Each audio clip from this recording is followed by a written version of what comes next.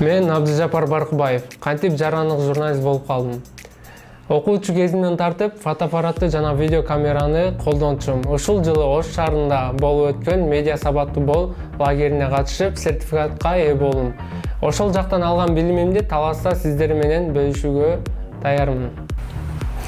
Эгерде сиз жаш активист жана мектеп окуучусу болсоңуз, анда биз уюштуруп жаткан мен жана медиа окуусунун катышуучусу болууга чакырам.